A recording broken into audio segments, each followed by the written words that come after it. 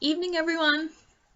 This is a late video. It is 9:12 p.m. here in Southern Ontario. I feel like I haven't done a late night video for you guys in a while. But let's get into this book review. So I just finished this 2-in-1 Boardroom to Bedroom from Harlequin with Penny Jordan and Carole Mortimer. So I read the first chapter of The Boss's Marriage Arrangement by Penny Jordan. Holy crap. Like, it was such a crap book. Like, I was having, like, serious difficulties getting through the first chapter. I got through it, and I was like, this is just fucked. Like, this is not a good story. And, like, it says right in the beginning, it's sort of like a little, on the author page, it says here, Penny Jordan has been writing for more than 20 years and has an outstanding record. Over 130 novels published, including the phenomenal success A Perfect Family, To Love, Honor and Betray, The Perfect Sinner, and Power Play, which hits the, born in Prescott, Lancashire, England. But anyway, that's not true. She, like, probably not all of them, but this book here, like, her book, The Boss's Marriage Arrangement, like, such fucking crap. Like, that's oh my god. Like, yes, I know, this is a lot of fiction, but I've never been in this sort of office situation, environment. So, like, you never know, that could actually happen in,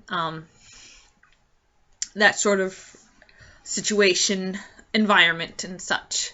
But, like, it could have been true. That could have actually happened. But,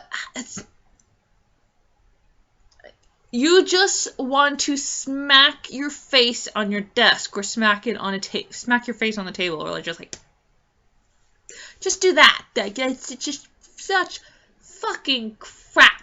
I have never said this about a book. I have never said this about a book. I have never been this, like, bleh. Okay, maybe I have, but, like, I couldn't even read it. I had such a hard struggle getting through the first chapter, and it's just like, no, I can't.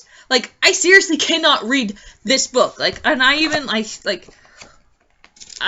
sort of just skipped through skimmed through pages, and it's just like, no, it's just, holy fuck. It just gets worse and worse as this little short book goes. Oh my freaking lord. It, like,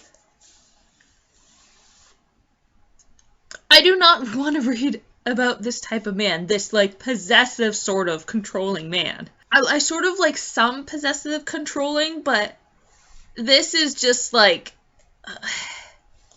this is not nice sort of thing. Like, I am a bit of a possessive person. I am, like, thoroughly possessive about my boyfriend. But I trust him, and it's like,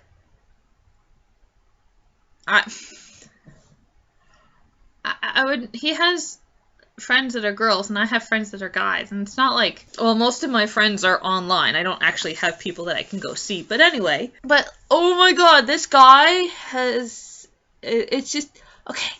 So, apparently, her best friend, like, in here, where is it?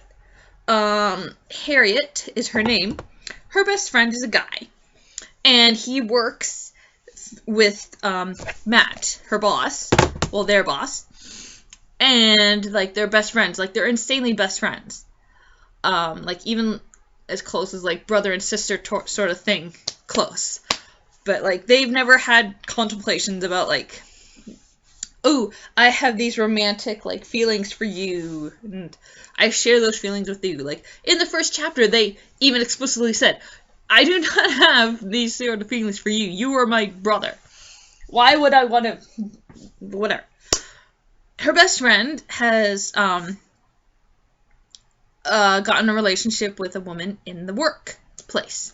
And apparently, the way Harriet and her friend act towards each other, it's like it's like she is in love with him and wants him to be with her, and it's just, it's so stupid. And her friend's girlfriend basically gave him an ultimatum and said, if you love me, then you will kick her out of your life, basically. It was like, holy crap. And she's very insecure if she can't trust her boyfriend when he says it's like, seriously, she is just my best friend. I have no romantic feelings for her, and she has none towards me. But this girlfriend, she's friends with this woman who says, like, her husband left her for this younger woman, blah, blah, blah, blah. And it's like, yes, that situation happened. But that's not every situation that happens. And then all these other people are like, ew, she's trying to steal him away from his current girlfriend right now. Ooh, ew, and then apparently, like, their boss, well, he owns this architectural firm. Like, he's been in love with Harriet since he did an interview with her, and apparently she's been in love with him, but she's not going to fall for he's not going to fall for his, like, his charm, his sexual aura, and all that stuff. Like, apparently most women apparently do, according to this story. It's just like, we get into his mindset, and, well, he feels like he has to protect her and tell her that, like, oh my god. Like, he has to protect her from all these, like, hens that are pecking around and spreading all these rumors about... They're just rumors, and they're not true. But he thinks that they're true. And it just gets so ridiculously stupid. Oh my god. And he's like, he wants to possess her and take care of her and protect her from everything, and basically keep her in his penthouse apartment for the rest of her life. And yeah. And then he like, at the beginning of this book, he just basically forces her to be, like, boyfriend and girlfriend, and apparently she goes along with it so that her best friend's girlfriend will be like, oh, relax now, so that can be fixed. There's something. I had food stuck under my nail. Oh my god. Okay, I'm getting ridiculous because it's late and I'm a little tired. But anyway, later in the book, like halfway through it, he forces her to be engaged to him and say, like, oh, we are going to go through with this marriage for reals. Like, he is forcing her to do this. Where, like, yes, she would love to do this. She's technically in love with him, but the way he's doing it, he's not being nice about it. He is just, oh my god. And then, and the other thing is, like, he's being, like, very calm and relaxed, and, sorry about my eyes, I don't know, like, pretending he's being very nice, and just keeping all cool. And then, this is actually a scene, and they're going up to his penthouse, and they're like, I didn't actually fully read it, but basically the premise is he's going to be yelling at her, and just again, she probably would totally love to marry him, sort of, if it came to that spot, but the situation she's putting her in is just, oh my god. I want to fucking smack his face and pummel him into a bloody mess, because he is being a fucking jerk. Oh my god. Oh my freaking god. And just holy fuck. I'm sorry, Penny Jordan, but you are not a very good author right there. Okay? Your book, The Boss's Marriage Arrangement, no. Nope. It's fucking crap. It is fucking ridiculous. And I just want to burn it. I kind of want to rip it out here and burn it. Yes. I would never, like, personally, I would never burn a book. Burning a book to me is like sacrilegious sort of thing. But for this specific book, yes, I would totally burn it. It should not be in existence. I am sorry for people who love Penny Jordan and who might have loved the marriage arrangement, but this, no. No. You never want to read about a guy like this. This guy is just no. He is just no. Okay. So then I totally skipped all that book and went straight to His Darling Valentine by Carole Mortimer. I liked this book. It's not my favorite, but I actually liked it. And I read it. I read it the whole way through. Unlike the first one, where apparently they do have sex, this one don't have sex. They don't even go to the bedroom. Well, she goes to her bedroom because she goes to sleep there, but they never go to, like, see, it says boardroom to bedroom. You think that they're, both of these supposed to have, you know, they're supposed to have sex in it. Or, like, you get to the bedroom and be like, oh, and they get, oh, I'm going to have sex with you, and mwah, mwah, mwah. And then it just dissipates from there, sort of thing. Because that's what I read. That's what I get most of the time from the Harlequin romance. Like, it starts to the sex, and then it just, like, stops. And then it goes to, like, a few hours later, sort of thing. Yeah, that didn't happen in My Darling Valentine. But it was still pretty good. Not my personal favorite, so I'm not keeping this. Sorry, Carole Mortimer, but I'm not. Because even though your story was the best out of the two, it was not good enough for me to, you know, personally keep it. But it was still very good. This guy, he's a tech guy, a very tech nerd. He gets very self-absorbed into his work and sort of is, like, blind to certain things. Doesn't really notice certain things sometimes. And I liked how, like, these are also written, like, Harriet had been at the office for a little while. You know, all this sort of happened. And Tazy, well, I'm going to say her full name because I don't know what Tazy is. Anastasia and her boss, Ross, they've been working together for 18 months. So apparently they both fell in love with each other at first sight. You know, it can happen. It's just a rare occurrence when it happens. So they've been basically in love with each other since first meeting. But for Anastasia, she would not do, like, mix pleasure with business sort of thing. Like, she wouldn't show her feelings for her boss at the office. And apparently he wasn't even showing, like, even after, like, say, like, 3 months sort of thing. He wasn't, if he was in love with her, he wasn't showing any, like, sort of affectionate sort of way to her.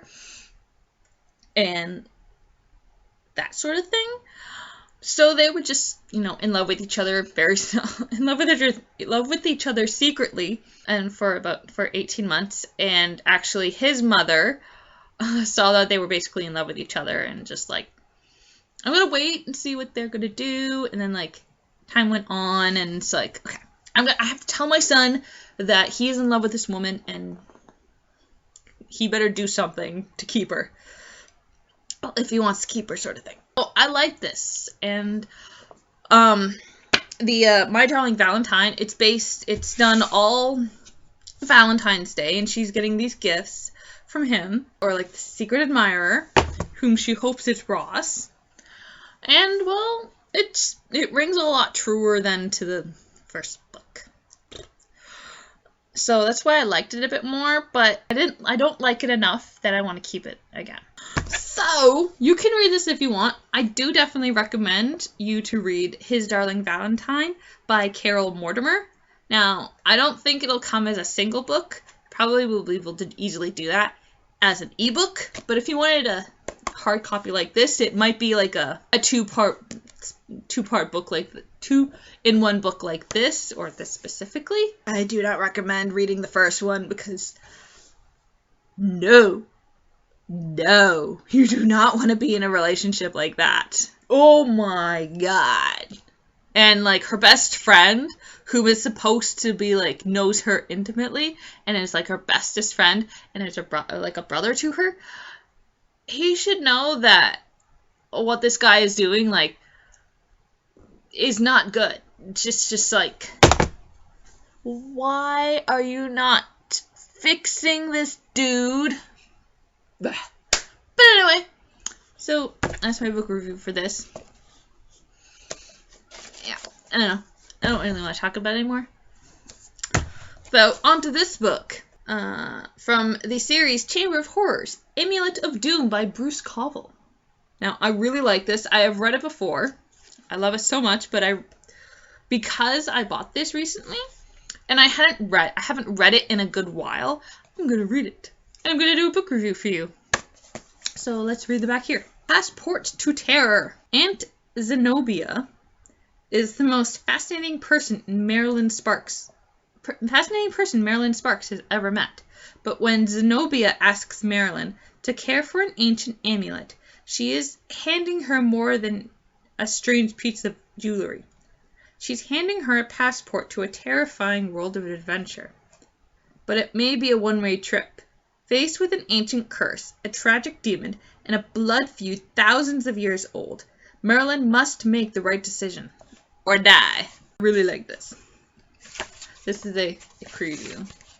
Meh, I'll read it. Give me the amulet! The amulet, he said.